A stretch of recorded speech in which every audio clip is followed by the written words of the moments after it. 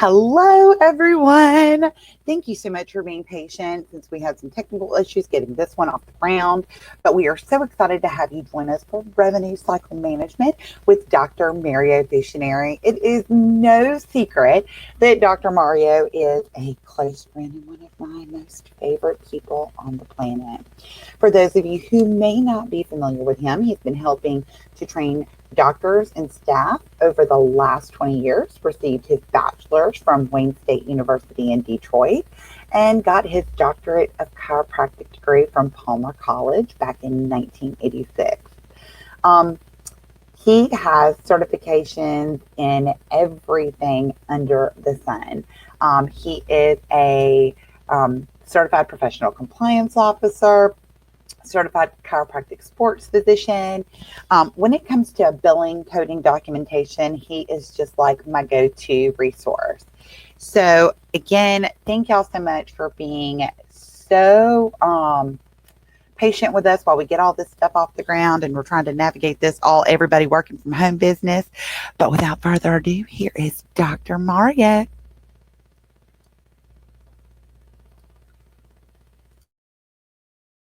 Hello, everybody. Thank you for attending Revenue Cycle Management for the Chiropractic Office webinar that is being brought to you today by ChiroHealthUSA. I hope everybody is doing well out there, and we are all trying to survive this time in our national history.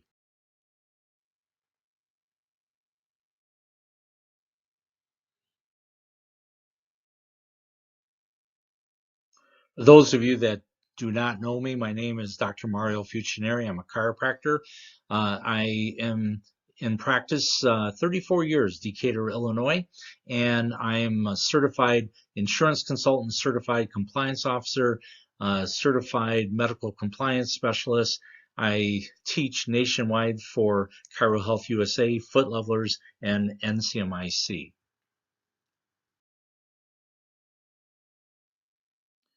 We are in a very fluid time in history with the coronavirus, and even after the virus, getting through the recovery here. So one way to keep up with everything as it occurs, among other avenues, I recommend that you go to facebook.com/askmario and just like us. I won't get your email. There's no spam, but if you like me, then I'll keep you up to date on information as it occurs.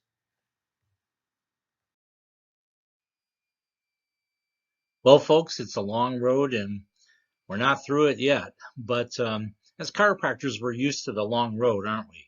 We've taken the long road ourselves, and our patients typically will take the long road trying to get to our office, don't they? So, I know you and we've all taken a hit, and our patients have taken a hit as well.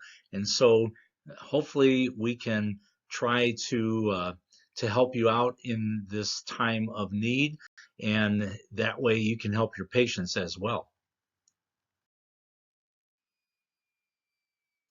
I often say that we should have named our office the last resort clinic, because the patients will come and say, "You're my last resort," and don't you find that as well? And so hopefully in this webinar here, whether you're being reimbursed for services that you perform, whether the patient pays you directly or an insurance carrier pays you, we always want to make it a win-win for our patients.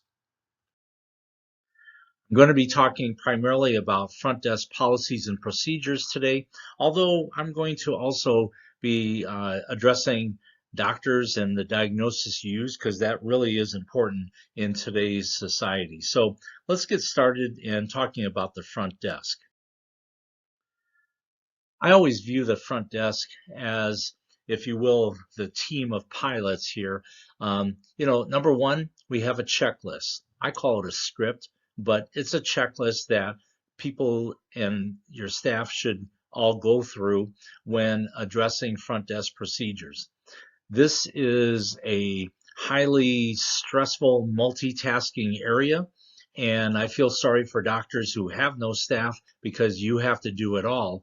But I have 2 staff members that work my front desk full time, and without them, I wouldn't be able to survive. However, I also know that there are certain proceedings that we go through for various reasons, including compliance and legal reasons. When we talk about the revenue cycle, we are really talking about the check-in procedure, insurance verification, coding and charge entry, the claim submission, as well as payment posting, and usually it goes in that order. Just as the doctor will triage a patient or a nurse will triage a patient, front desk also has to do a financial triage. So before that first visit, that first encounter, you always want to ask questions of the patient. You want to, first of all, collect information and get that pre-service data so that you can determine how best to serve that patient once they come into your office. So collecting the information includes not only the patient demographic information, but also their insurance information. And so you want to verify their insurance. Keep in mind that with people out of work, that some people, such as laborers, okay, a construction worker, if they're paid their health insurance and their family is paid the health insurance based on the hours they worked and they were off for, a couple weeks or a month, that may have affected their coverage, and that's why you want to make sure that you look at the insurance and verify the plan that they have and communicate those costs and patient responsibility. And therefore, sometimes we will have to do financial counseling if necessary. When we look at insurance, there are 4 types of insurance. There's government programs such as Medicare, Medicaid, TRICARE, the VA, commercial insurance, which would be, of course, your Blue Cross, Aetna, managed care plans, maybe your HMOs, and then liability insurance. We typically will have personal injury, work comp, and homeowners insurance as well. So don't forget about that. When you are looking at the different plans, keep in mind that there are in-network benefits and there are out-of-network benefits. Some insurances nowadays will not even have benefits for any of the patients who do not choose an in-network doctor, or they may have a very high deductible. I had a patient recently come in and we were not in network with her insurance, and she had an $11,000 deductible. Now, a 20-year-old patient, as this was here, it is unlikely that she will ever meet the deductible, and it's more like catastrophic insurance. So the amount of payment that the patient will have to make, whether it be copay, deductibles, is all dependent if the doctor is in network or out of network. All of your staff should have a list nearby of exactly what insurance plans you're in the PPO, and maybe even an employer. You might be in United Healthcare with a certain factory, and that's a third-party administrator, and so that's going to depend on the amount of deductible, the copay, and of course the covered services for that plan. Keep in mind with Medicare, there's still a lot of confusion, which, I'm trying to get the word out here, but there's still a lot of confusion about doctors of chiropractic opting out of Medicare. And I gave you the law, so here it is right here. And you can find this at MedLearn Matters. Opting out of Medicare is not an option for doctors of chiropractic. Note that opting out and being non-participating are not the same thing. Chiropractors may decide to be participating or non-participating with regard to Medicare, but they may not opt out. Participating, I really don't like those terms, but participating means you're in network, and if you will, non-par is out of network. It doesn't mean that you don't have to abide by the regulations. It really comes down to how much you're paid and who pays you. When you're a non-par, the patient pays you directly and then they get reimbursement from Medicare, but participating doctor, par doctor, they get paid typically from Medicare and even the Medigap program directly as well. But no matter what, you will have to file a claim for the patient. Whether you are participating or non-participating, you still will have to file a claim for active care for a patient. Now, let's clear this up right now. If a patient asks you to file a claim, whether it be for a spinal manipulation AT modifier or spinal manipulation GA modifier or a non-covered service, you must have the ability to do so. And so a patient, even if they mark a no, option 2, which tells the doctor not to file the claim with Medicare, they actually have up to a year to change their mind. And that's why you have to have the ability. And so you must be able to file that claim within 12 months from the date of service, or 1 calendar year from the date of service. There are various things you should do at the initial call for an appointment. So we're going to go through that list at this time here. First of all, set the expectations. You not only want to be there for the patient, and remember, we have all gone through stressful times, folks. Not just you and not just the office, but also the patients as well. So be gentle. But when a patient calls, whether it be a new patient or someone you haven't seen for a while, or maybe because of the coronavirus, they just haven't been in, number one, you don't want to offend the patient. So if a staff member doesn't recognize the patient, or some patients won't even give their name. You say, may I have your name, please? Then we always like to ask, when was the last time you were here? And if they say, well, I've never been there before, well, then welcome to the office. Or if they say, well, I was there, 16 years ago, well, welcome back. And I would actually say at this point here, triage the patient. Those patients, have they gone through coronavirus? Are they currently quarantined? I recently had a patient who we asked the patient, we said, are you feeling okay? Have you been sick? And she goes, well, I'm feeling fine. I'm quarantined by my medical doctor for 3 weeks because I was around someone who tested positive for coronavirus, but I feel fine. We had to tell that patient stay home until they're done with the quarantine. Verify their contact information. If you get cut off, a drop call, you want to know how to call them back and what number is the best number to reach them. Verify the spelling of their name. Pronunciation and spelling of the name is very important. Believe me, take it from me with my last name here. It's been hacked up, but I always am impressed when somebody says, wait a second, pronounce your last name. How do you pronounce it? And then they repeat it. That shows me that they respect me. Verify their insurance if they have insurance, and are you in the network, as well as, do any insurance counseling as far as, as an example with the VA. We get patients from the VA, but you need pre-authorization before that patient calls. The VA still goes by Social Security number, although many insurances don't go by Social Security number anymore. The VA still does. Look at their date of birth, the primary card holder, any deductible or copays that they might have, and get the paperwork to the patient. Nowadays it's online. You can email or fax the paperwork to the patient, and that way, number one, there's less time in your office.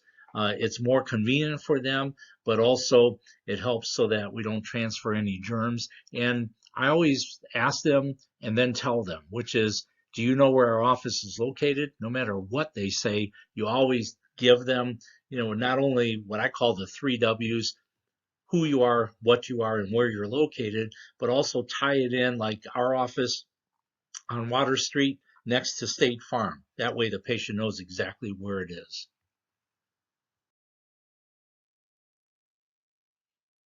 Okay, so you have already finished your pre-service data collection.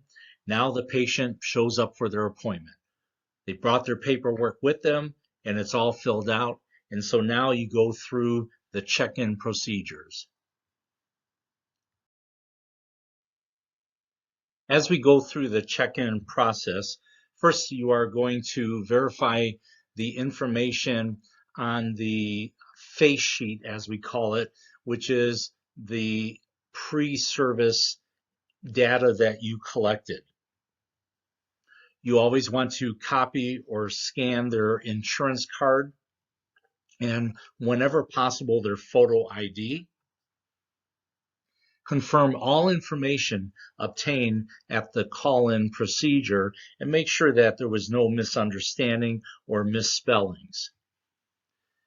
Collect the copay if applicable and discuss any billing issues or concerns. At this point here, if the patient has limited coverage, this is a good time to talk to the patient about ChiroHealthUSA, and that is an alternative when they have deficient coverage or no coverage at all.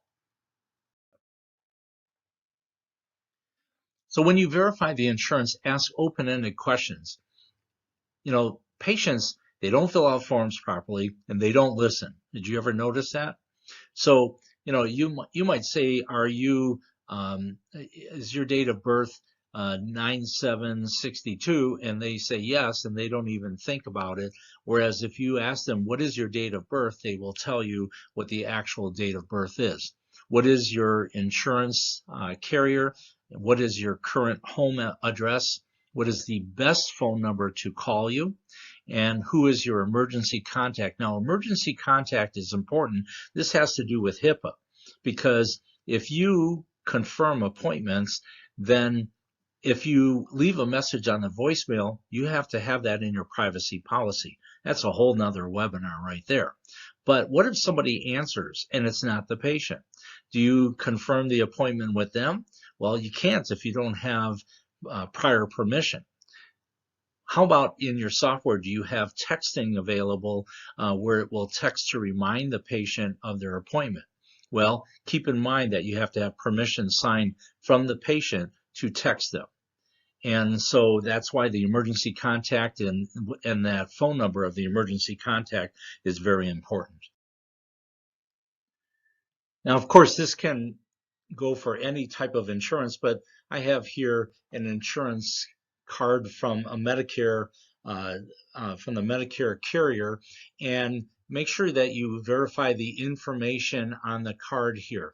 The Medicare name, when you look at the name itself, keep in mind that exactly as the name here, John L. Smith, if you put John Smith Jr., it's a different John Smith. And so the way I tell front desk staff is exactly including that middle initial exactly as it's on the card. That's the way you're going to also put it in the computer, as well as on all forms, including the ABN form. Keep in mind that 1EG4 is an example of the Medicare beneficiary identifier that has replaced the Social Security number, no longer use the Social Security number. And where it says Part A, they get Part A automatically, but they got to pay for Part B. And did you know that even though it says Part B there, if they didn't pay for it for this month or last month, they may not have coverage this month. So you always want to make sure it's in effect. So that Medicare identifier number is to be guarded just like you would a Social Security number, but this replaces all Social Security numbers, no longer on the claim form, no longer in your notes. Keep in mind that Railroad has their own system, and so you'll see on the card the Railroad insignia. Even in the pre-service data, or actually when the patient first checks in, you always want to let them know that you are trying to lend a helping hand. And so the script that we use is, we'll say, we would like to assist you by contacting your insurance company for coverage details prior to your visit. And so before the patient even came in originally, we're going to verify that information. So different information. You're going to get the patient's full name and the spelling, date of birth, social security number, insurance carrier, insurance group, confirm the effective coverage dates. That is very important, the effective coverage dates. And so you want to confirm if, let's say there's an injury, even if it's a PI case, personal injury, that the patient actually had coverage at that time. Then you want to make sure that, if you're out of network, tell that patient right away, and look to see any services that require authorization. Prior authorization for services is becoming more in vogue with insurance. I know that's what's driving us a lot away from insurance as well, but you want to see what the out-of-pocket costs might be, as well as any policy limitations. Keep in mind that in Medicare, as an example, you have Part A, B, C, and D. A are for the hospital or nursing homes. B is for your office. D is for drugs, and C is for confusion, I always say.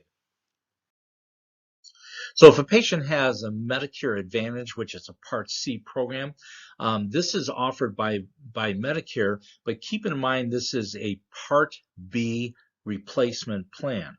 And what that means is that the patient has opted out of Part B. Now, we as chiropractors, we can't opt out of Medicare, but the patient can, and the way they can opt out of that, they can get a different policy, the Part C policy, but there are some Part C policies that don't cover chiropractic.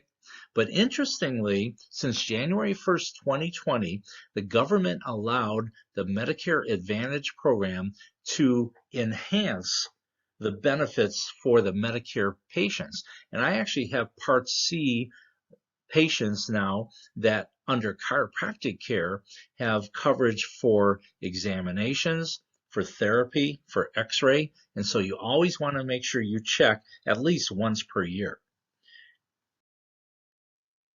When you are checking for the benefits with a Part C, you always want to find out these 4 items here. Number 1, do they follow the Medicare fee schedule? Number 2, do you cover services other than manipulation? 3, do you accept the AT modifier? Most of the time they do. And number 4, do you accept or honor the ABN form? Did you know that Part C Medicare is under no obligation to accept the ABN form? And so therefore, it is advised that if you are doing non-covered services, that you do not file those services with the insurance. And the reason is because if they deny it, you can't collect from the patient. Now, the different types of Medigap programs, a Medigap, when the patient says, whatever Medicare approves, my insurance will cover it, the Medigap. AARP is a large Medigap. Keep in mind that the patient has to pay for these services.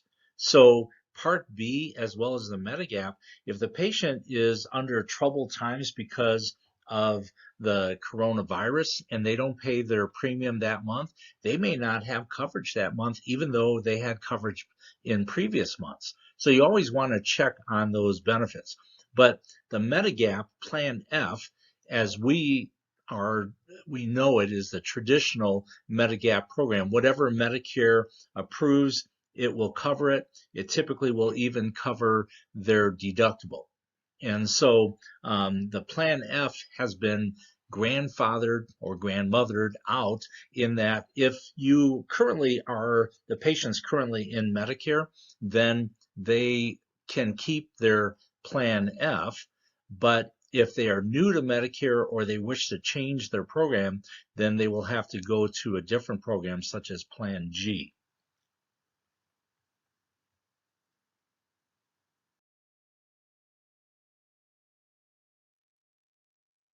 You will find that more and more of your Medicare patients are coming in. If they have a Medigap, they'll have Plan G. Plan G is available to everyone, whereas Plan F is only to current or past Medicare patients. But Plan G is available to all of your new Medicare patients or if they wish to change.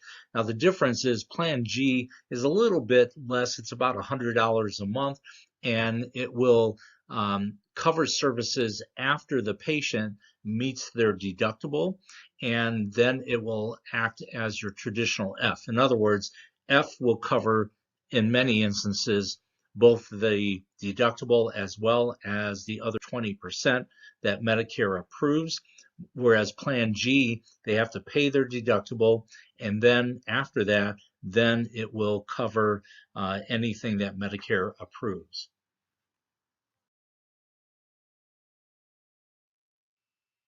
Another alternative is the Plan N.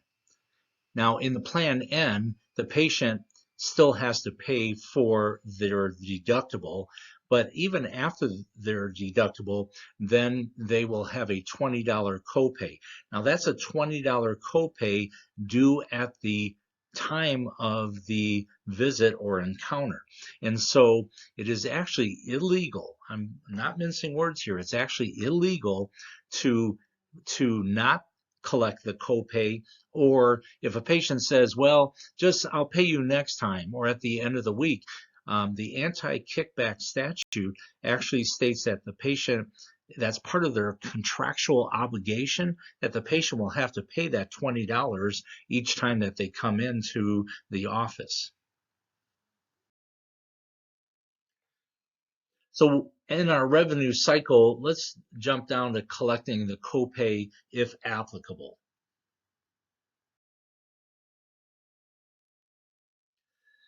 Under the Gifts and Inducements law or act, we have it says a person who offers or transfers to a Medicare or Medicaid patient any remuneration that the person knows or should know is likely to influence the patient's selection of a particular provider may be liable for civil money penalties up to $10,000 for each wrongful act.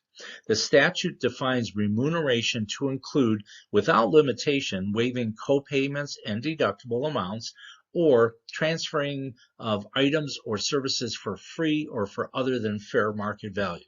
Now, this is a very important topic here. Let's delve into this a little deeper. Number one, first of all, I had a lawyer call me up, and he was very flattering. I always wonder what's coming next when a lawyer starts to flatter me, but he, your office has a great reputation and so forth and so on and so on. Then he says, we would like to refer personal injury cases to you. And I said, well, that would be very good. Thank you very much. He said, the only thing is I want a finder's fee, and I want to be paid $150 for each patient I refer to you. Now, what would you say? Yeah, I hear you. You're saying no. And that's what I said, no. But yet, even though we would not pay for a referral, we're typically paying patients, or many times maybe paying patients for referrals, and that's still illegal. Keep in mind that, cue the Jimmy Fallon thank you note music here. When you say, Mrs. Smith, thank you for referring Mr. Jones to our office. The kindness you have shown by referring others is greatly appreciated. As a token of my appreciation, please accept this coupon for a free adjustment on your next visit. Hurry in quickly since I will be going to federal prison. You can't do that. You can never pay for a referral, period. Likewise, you can't induce a patient either to come into your office by waiving fees. The law that affects all this here, I've been referring to it, is called the anti-kickback statute, which prohibits asking for or receiving anything of value to induce or reward referrals of federal healthcare program business. And so again, anything that is either going to pay for a referral or induce somebody to refer patients to you, or other patients to refer people to you, is illegal. Now, I hear you. You may be saying, can't I even be a human? I can't give away anything free, just to my patients as a thank you? No, you can't. Typically not. Unfortunately, fortunately, we want to help our patients, but unfortunately, federal law says we can't. And this is why. in these times of stress, of financial stress, patients may not be able to afford the services that they deserve, that they need for their care. Now, you can give them a gift, and the law says that you can give, as an example, a Medicare patient $15 gift, as long as it's not tied into a referral, up to 5 times per calendar year. And so up to $75 would be the aggregate total amount. However, again, it cannot be to induce them. And so if you're waiving fees to make it easier for your patients to afford your care, it may be deemed or construed as being illegal. Now, keep in mind, as I told you, the deductible is $198 per year, and it is illegal typically to waive any part of the deductible or coinsurance.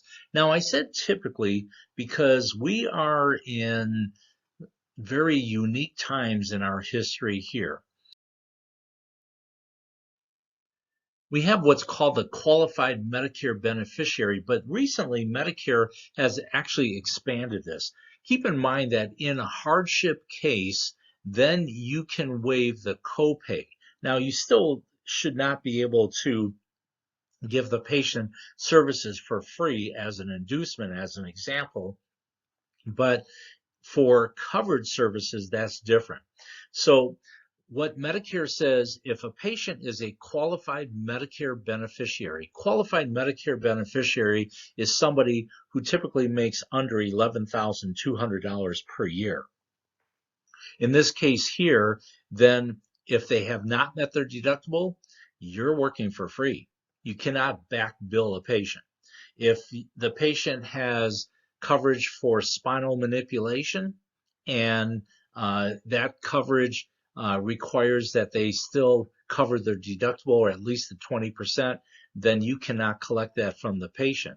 And so during that period of time, you may be working for little or no money at all. Now, the commercial carriers are typically not extending this. It is the Part B Medicare, but also during the coronavirus, because of the hardship, they have also limited, such with telehealth, that the copay and deductibles will be waived as well in these emergency situations. So as long as the national emergency is on, depending on the service that you are providing, such as telehealth, for different carriers, it may be waive the deductible and the copay. This would be especially if you have a multidisciplinary practice, a medically integrated practice where you have medical providing services there. Keep in mind that the copay and deductible may be waived for that patient if it indeed is a hardship type case. Let's talk about when Medicare is secondary. If a patient is still an employee of a company and that company has over 50 employees, then Medicare typically is secondary. In an automobile or work insurance, Medicare is secondary, and Medicare has recently reiterated that unless you do not want to wait for payment or it looks like you're not going to get paid, do not file with Medicare. Even though that insurance, that insurance might cover it, if you file it with Medicare or any other PPO rather than the PI, you may be putting yourself in for decreased reimbursement.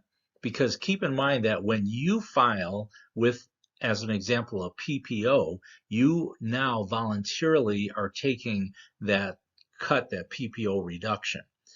Slips and falls, as an example, that would be perhaps a PI case. And if a patient is currently covered under disability, then Medicare may be a secondary.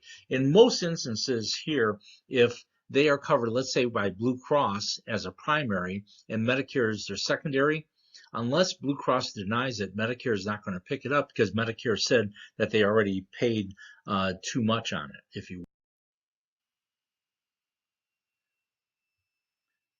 For the last part of our revenue cycle management patient check-in portion, let's talk about discussing any billing concerns, which really is the crux of this class here. We are in trying times, folks. Everybody is in this together here. We have big business, small offices, small business. Your office, your staff, your patients are all in financial dire straits here, and hopefully your health is there.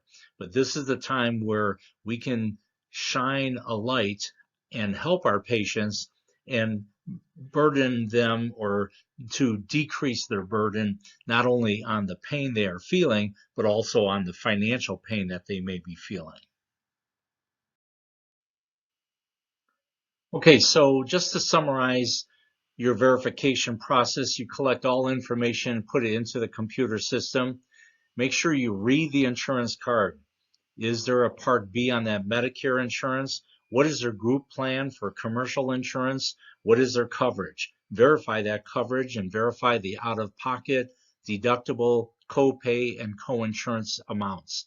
Verify their payment benefits and make sure that they have benefits that are in effect for the time of service, and if an injury is involved, at the time of injury in some cases. Document all the insurance information, where you obtained the information, the authorization name, the name of the person you spoke to, the authorization number, the person you spoke to, the date and time of call. That is all to be documented. I'll tell you, in my experience, I've seen some different financial policies, and DC sometimes stands for Doctor of Creativity, but the financial policies that you have in your office can save your office, can save your patient, and may actually save you. The 5 deadliest words you can ever say to a doctor is, how much does it cost? Because the doctor is not going to give the right answer typically. And so I always say in my office, the doctor, including me, should never be at the front desk more than 10 seconds, because staff, if the doctor's there longer, something is not going to go right. According to your insurance carrier. Why? Because you don't want to say, well, your Blue Cross covers 80%, because you're implying a contract. So always according to your insurance carrier. Teach this to your staff. It is a script. There's no ad-libbing here. Whenever the staff says, we just want to talk to you about your insurance coverage. Now, according to your insurance carrier, because staff can tell you, when you call the insurance company and you ask the insurance company about the benefits, what do they say? There's no guarantee of benefits. And you don't want to give the guarantee either. So again, when the patient says how much,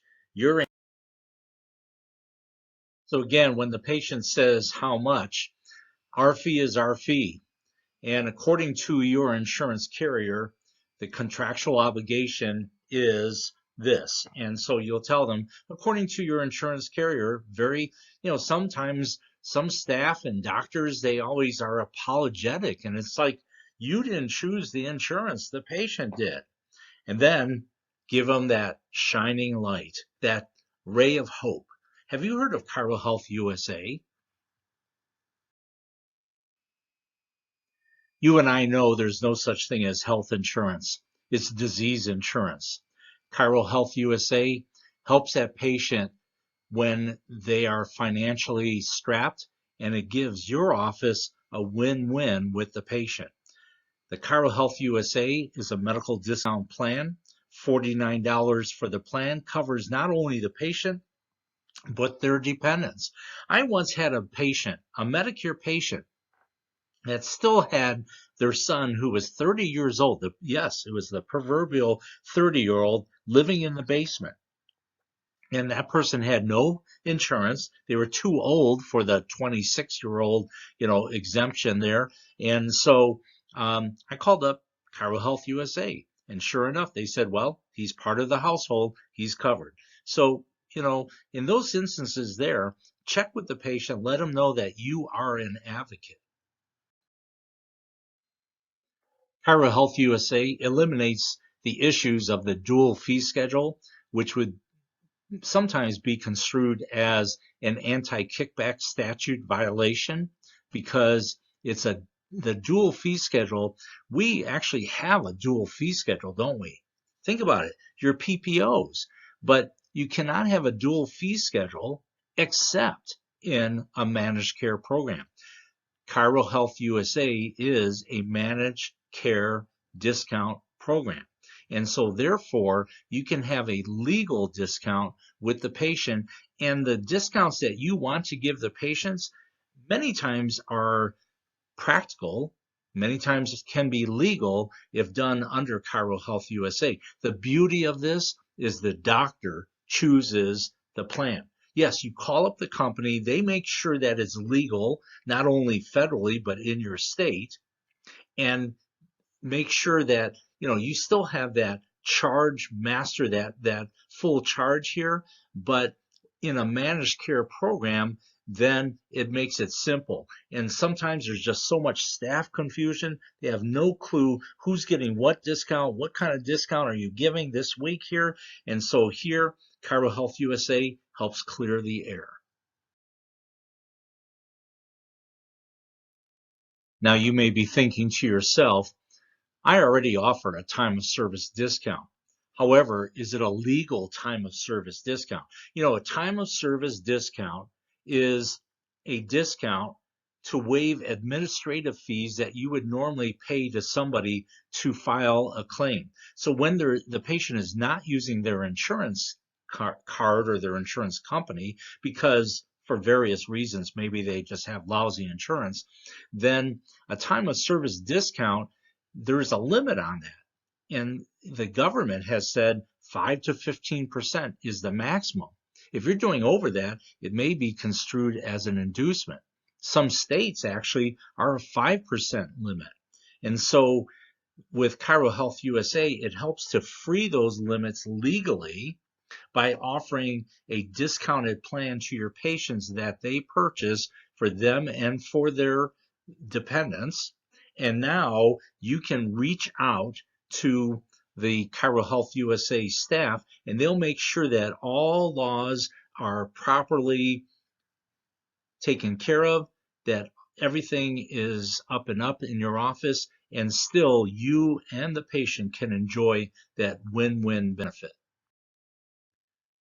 I will tell you over and over again, as much as I know, if I have a question, I can call ChiroHealthUSA. You can always, try calling Blue Cross and asking them for questions you might have. ChiroHealthUSA, they are there to help you, help your patients, help your practice as well. And in these times, in these trying times, we need to watch every penny that we can. Now, part of that watching of the every penny is looking at your accounts receivable and running an aging report.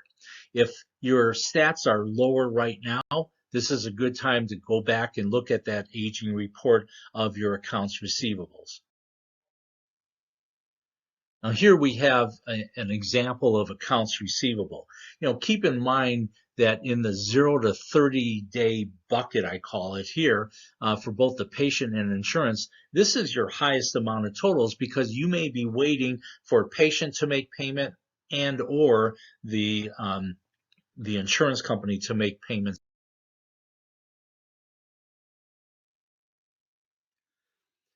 In our second bucket, the 31 to 60 days here, that's your next highest, and typically most of the claims will get paid by an insurance carrier within that 0 to 60 day period.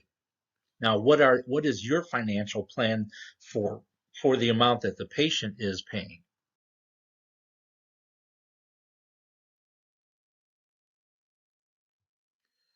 In that 61 to 90 day bucket here you should see a drop off, and you can see the percentages have steadily dropped off. This is where the trouble starts to lurk. and you should always be running an aging report. And let's look at those numbers after 60 days. After 60 days, it's starting to draw some red flag, and the longer it goes on, the redder that flag gets.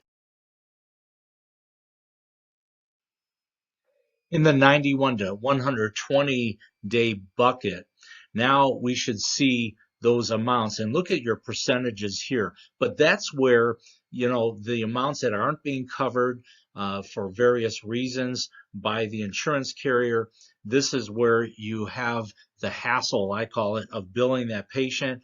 And I always tell my front desk to get the Uncle Guido out and collect from the patient.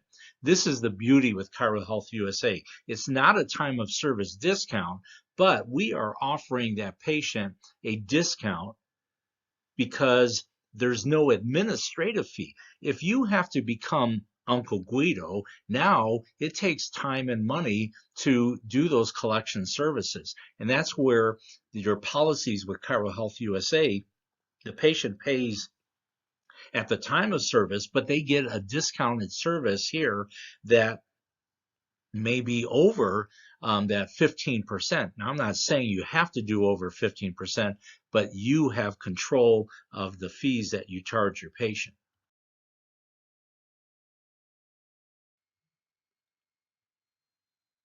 Lastly, we'll look at the 121 to 150 day bucket. 121 days or more, look at your aging report here. Your goal should be to work these old claims hard, because the older the claim is, the more difficult it is to collect.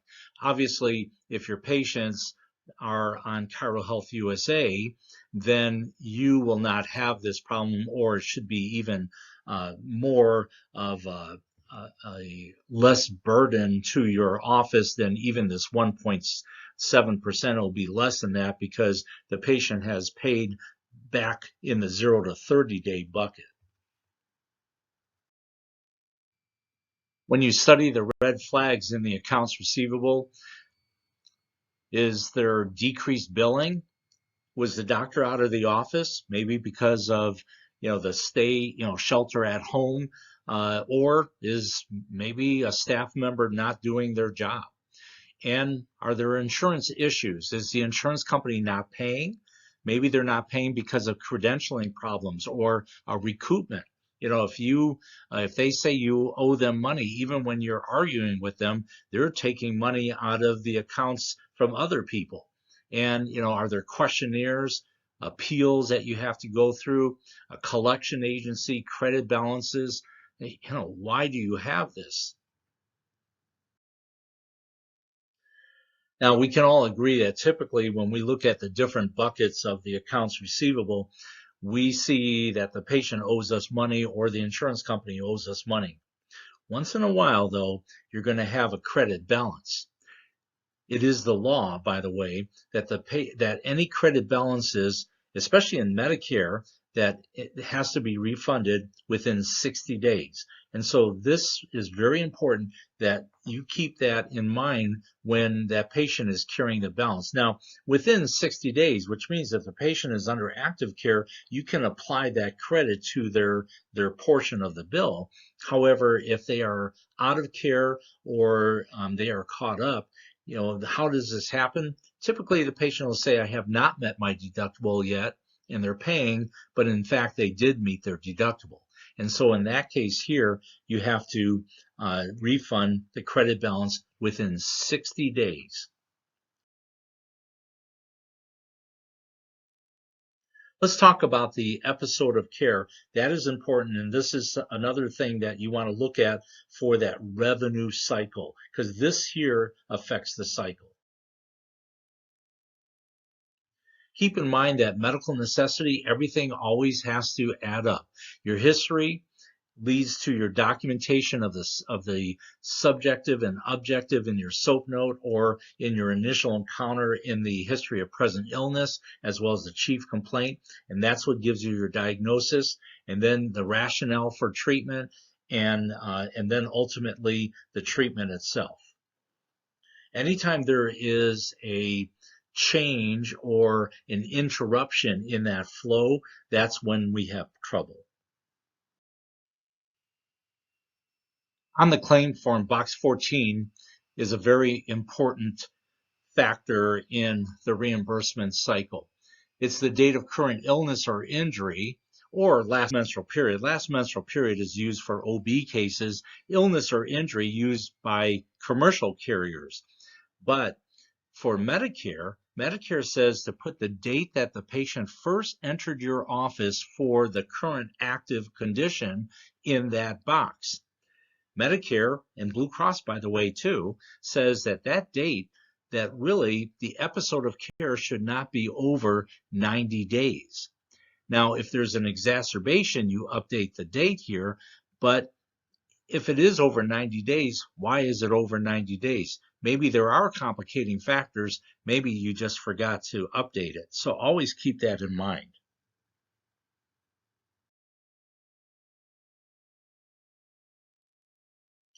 I always use this, and I have for years now, used this loaf of bread here. When we first start seeing the patient, the whole episode of care, think of it as the loaf of bread. That's the initial encounter, and that corresponds to box 14, especially in a Medicare case. Each one of those slices is a different treatment. Somewhere in the middle there, we're going to do an evaluation, and then when the patient reaches maximum improvement, which is defined, by the way, as 2 reevaluations essentially the same.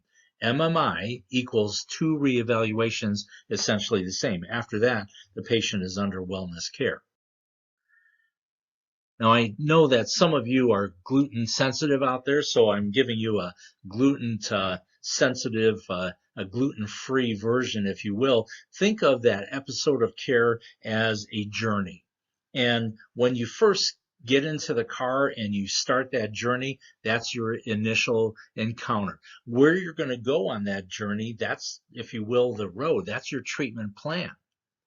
Now, as in any journey, if it's a long journey and, you're driving along, you gotta stop and take a break, reassess the road that you're on. Maybe there's an accident or a traffic jam. Is there a different route here? And so typically, at that point, we're going to go to a reevaluation, and in our re-exam, then we're going to recheck our goals, recheck our findings here, make sure that we're on the right path, if you will, and then get back on the road after that. And when we reach our destination, that is our maximum improvement. So just to give you a whole, your treatment goals are, I want to get from A to B.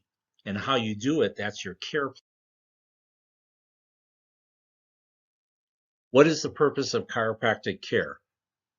Well, as you think about that, let's look and see what Medicare says as an example.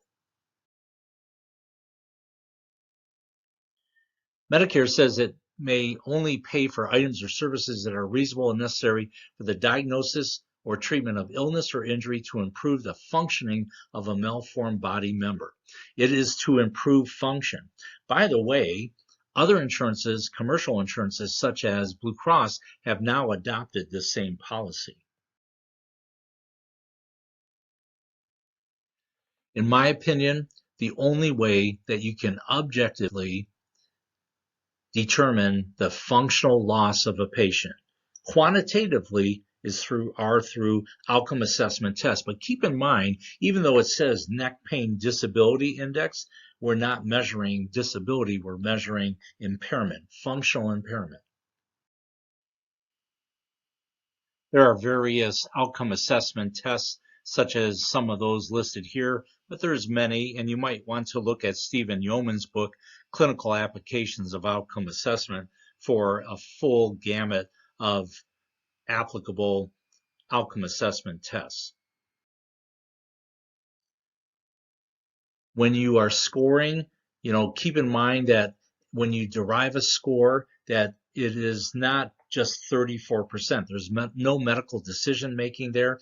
Here is the for neck pain disability, even though we measure functional impairment, if it's 34%, it's moderate degree or moderate functional impairment.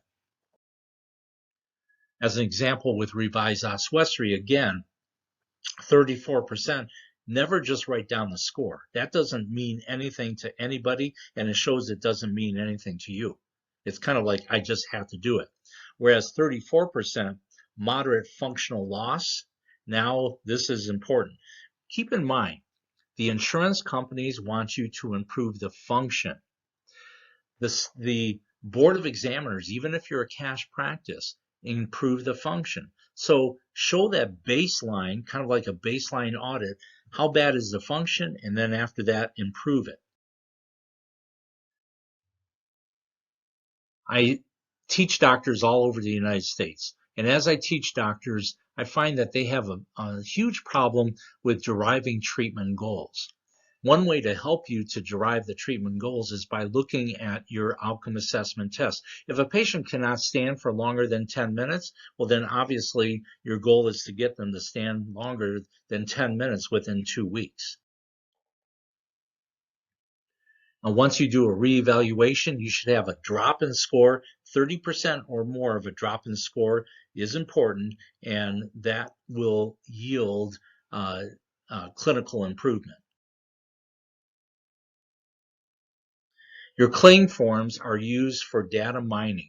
All carriers, even if a patient then files it, they pay you cash, but then they file it with somebody else, somebody is looking at that data of your office. You should too.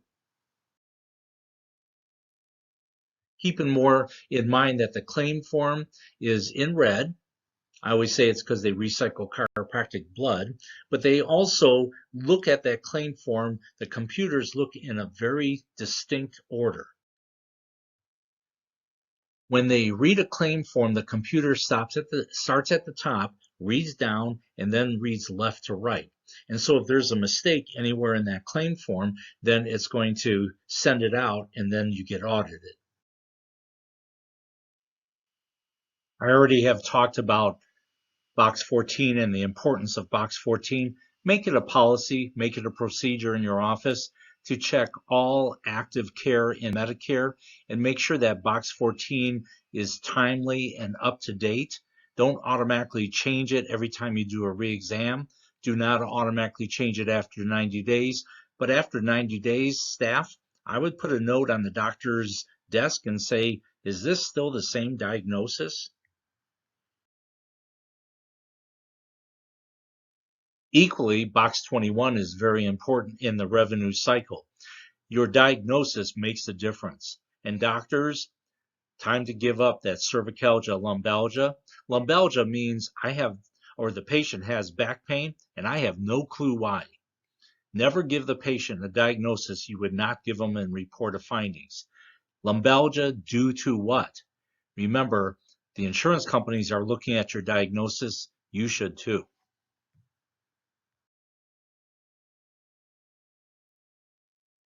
Modifiers tell us any changes, and that's why you want to look at the different modifiers. We now have the 97 modifier, the 95 modifier. You even have the Q6 modifier. There's many different modifiers that you may not be familiar with. And again, you can look for information on ChiroHealthUSA or come to a live class. Your insurance software does not always point directly, so make sure, example for Medicare would be that Medicare wants an A in the diagnosis pointer. In time services, how many units are very important. Insurance carriers will automatically add up the units here, and there is an edit called a medically unlikely edit. Unlikely edit. Okay, are you really doing 4 units, 1 hour of trigger point therapy? I would say medically unnecessary, medically unlikely. Now, maybe it would be necessary, such as in a fibromyalgia case, but you know that it's going to trigger an audit. So always keep track of your units. Make sure you document what you did, to what location, and how many minutes, how many units as well, and keep track of, does the insurance carrier follow the Medicare guideline, 8 to 23 minutes, or the AMA guideline, 15 minutes equals 1 unit.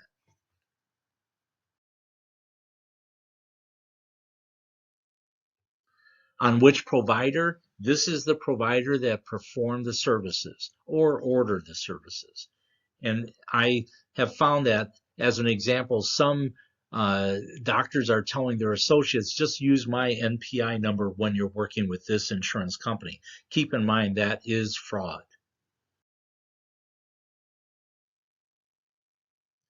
Lastly, let's talk about the diagnosis. Very, very important. You know, we have gone through increased specificity in ICD-10. We're now at almost 74,000 codes.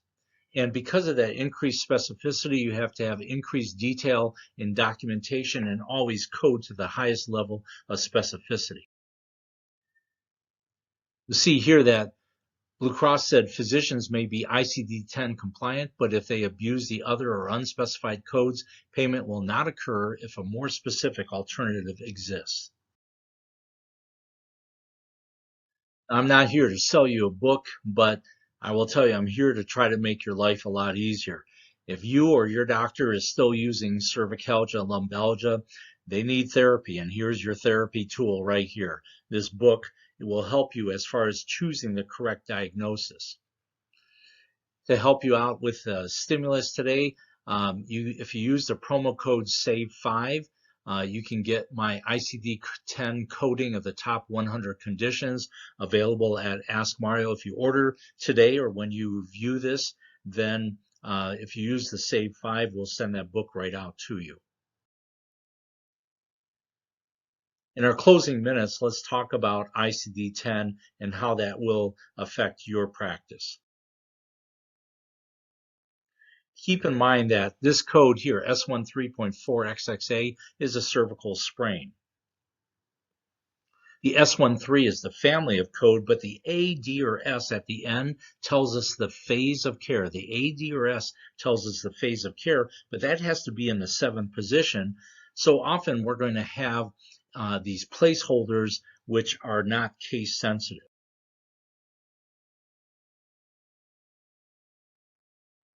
As I indicated, the A, D, or S at the end of these trauma codes are the phase of care that the patient is in.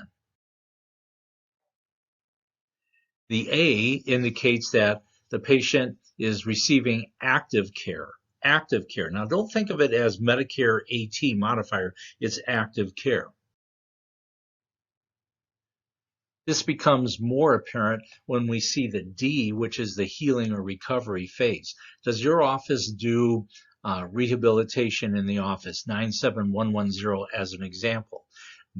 As soon as the patient goes in and has that 97110, now they are in the D phase, which is the healing, recovery, rehabilitation phase. A sequela is typically not used by the chiropractic office because we don't deal with a sequela such as the sequela to diabetes is diabetic neuropathy. I understand that many of you do not have a radiology or x-ray machine in your office, but you need to get those past reports. Whether you own an x-ray machine or don't, make it a policy and a procedure to always get the past imaging reports. Have your staff ask the patient upon making their appointment, not when they first come in, when they first make their appointment, ask them, have you had any imaging? Not in the last year, ever. And so, have you had any imaging done, MRI, X-ray, CT scan?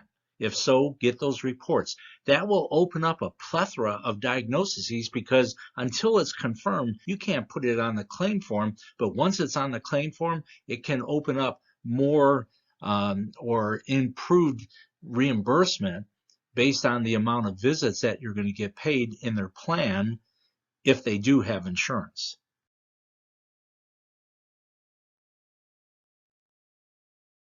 When it doesn't add up, look to the radiology report.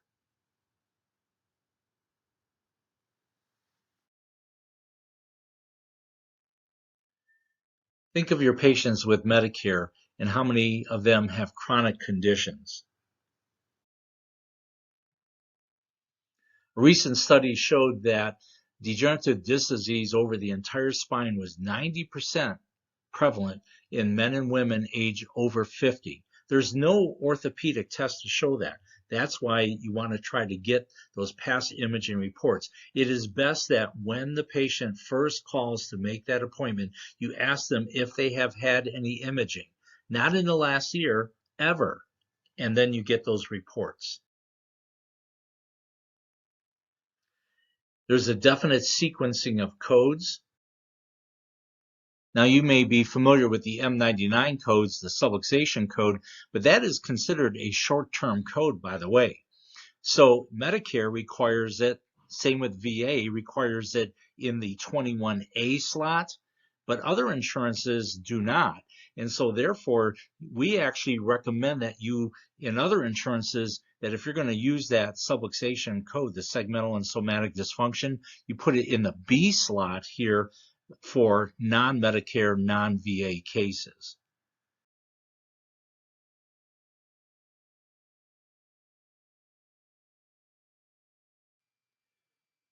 There is a definite sequence of coding that should be present and should be listed on the claim form when present.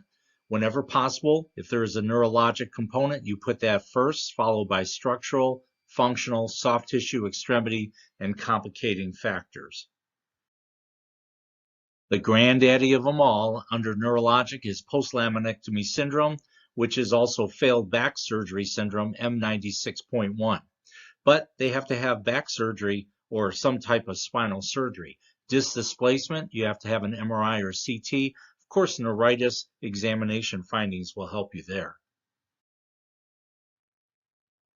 When we look at structural, here X-ray is also important. Degenerative disc disease, spinal stenosis, or scoliosis, you have to have an imaging report, either X-rays that were taken in your office or X-rays, a report received from somebody else.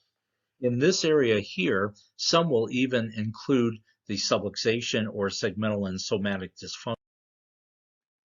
For non-Medicare, non-VA cases, you can even put your segmental and somatic dysfunction along with the structural codes, which can go second.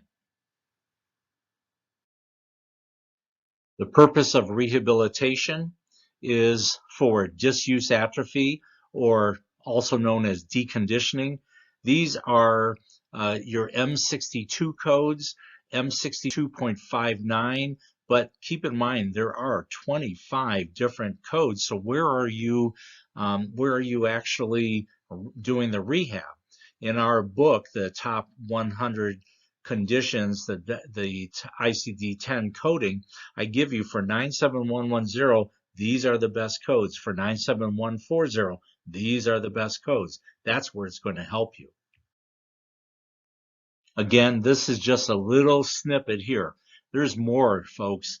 The M62 codes, it just depends what you're rehabbing and why you're rehabbing it here. So, rehab improves function. Therefore, use the rehab in your office and use the proper codes. Without the proper code, you don't get reimbursed for rehab. This can stop the revenue cycle. Speaking of fingertips, do you do trigger point therapy? Well, why do you do trigger point therapy? For trigger points. And that's why myositis or fibromyalgia will support the diagnosis and the usage of trigger point therapy. Keep in mind that external cause codes are typically required or recommended, strongly recommended for any VA, personal injury, or work comp case. Well, again, I thank you for your attention here. Hopefully, in our talk about the revenue cycle, you have seen the importance not only of the data collection, the offering financial alternatives to your patients, collection, reading the accounts receivable, and the diagnosis is always important as well. And so as part of the stimulus package, if you will, order today, from askmario.com, and we'll send you it out, but send you out the book immediately. However, use the SAVE5 promo code, SAVE5, and you'll get a discounted price.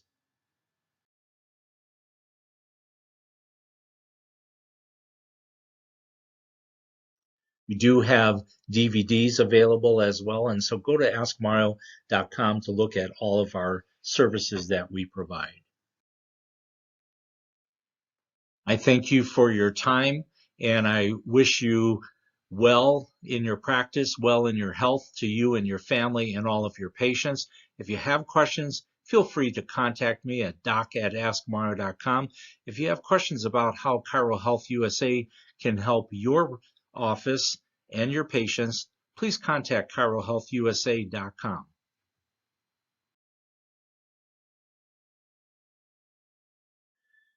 Thank you for attending, and I hope that this has helped you in some way. Thank you.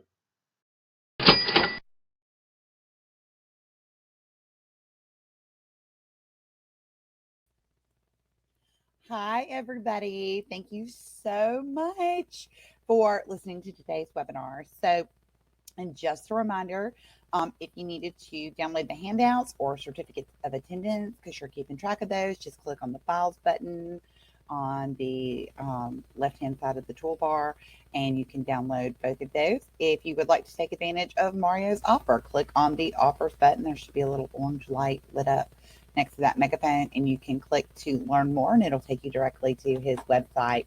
So I just wanted to remind y'all again that with everything going on with COVID-19, we do have special webinars to stay on top of everything to keep y'all informed. So today, Wednesday, March the 25th, we have the webinar with Don Rasmussen and his group about the SBA disaster relief, the tax credits and rebates for chiropractic. Tomorrow, on Thursday, the 26th, we have the strategy for COVID-19 response. We're going to be talking about all kinds of different things, including telehealth. And then we have answering your questions on Friday, what employers need to know about the Families First Coronavirus Response Act, because we've been getting an incredible number of conversations. Now, listen, if you're watching this recording like in April or May, and you're like, oh, wait, I would have loved to have watched those, just know that they are available on our website under archived webinars. So to get there, you just click on the webinars tab on our website. And then right here, it says visit the archive. And you click there. And you can search for them by the speaker, by the topic, or you can even do list chronologically. And so then that's really cool because it'll take you back in order to let you see all of the webinar recordings that are available. I'll see. And so you can go back in there and listen to all of those. So if you want to just stay on top of what's going on with COVID-19, we're updating our information regularly. We will be having lots of webinars to keep y'all informed with the latest information. You can go to our website, click the COVID-19 header at the top, and that will give you everything you need to know. So thank y'all so much for being patient, and I will see y'all again soon. Bye, everybody.